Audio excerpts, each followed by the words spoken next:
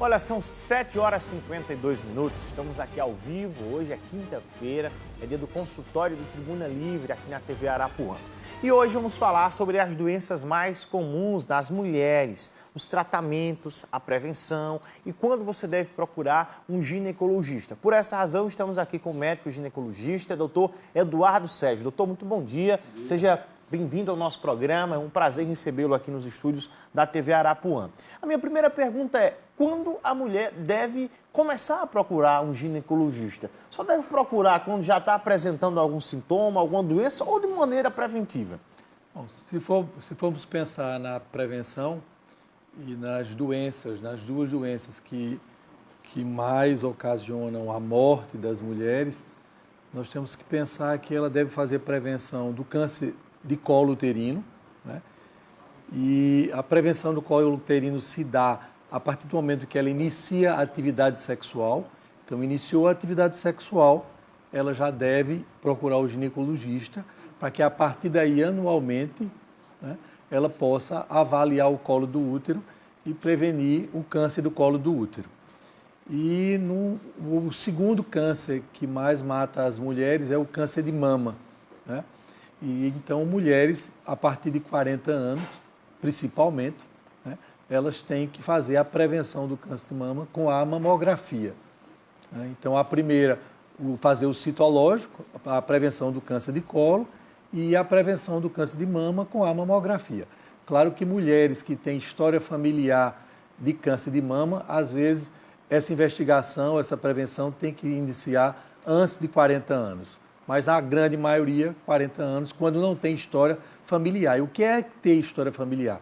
É quando ela tem a história de que uma irmã, né, ou a mãe teve câncer de mama. Então, aí ela tem que procurar, às vezes, mais cedo, dependendo da idade que a mãe ou a irmã teve o câncer de mama. O senhor fala que é importante procurar o ginecologista quando começar a ter uma vida sexual ativa, no caso, Exato. Ali já quando passa a ser mulher, naquele período da adolescente que passa a ser mulher. E assim como você vai a um médico fazer um check-up no coração, tipo de 6 meses e ano, é importante de quanto em quanto tempo?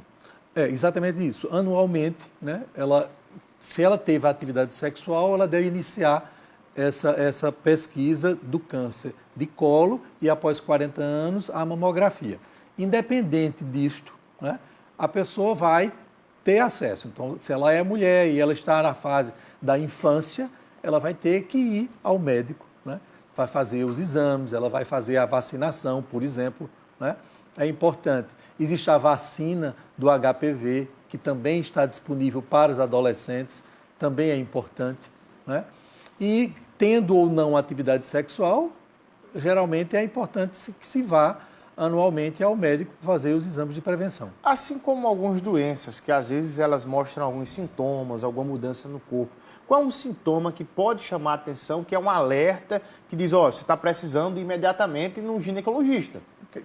Os 3 principais sintomas que fazem com que as mulheres procurem o ginecologista são irregularidade menstrual, né, dor pélvica e corrimento vaginal. Esses são os 3 principais motivos que fazem com que as mulheres procurem o ginecologista ambulatorialmente.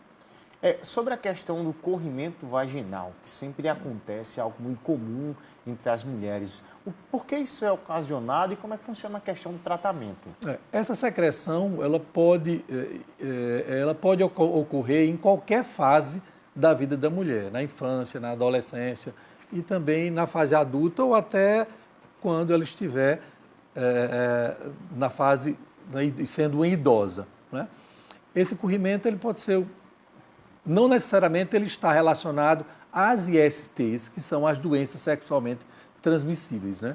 O corrimento mais comum, por exemplo, é o corrimento causado pela candidíase, né?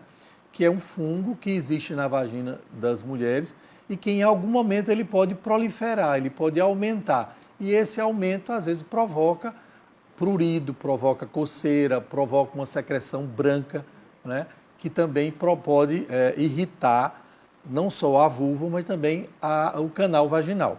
Então, esse, digamos assim, que seria o tipo de corrimento mais comum e que pode fazer com que a mulher procure o ginecologista.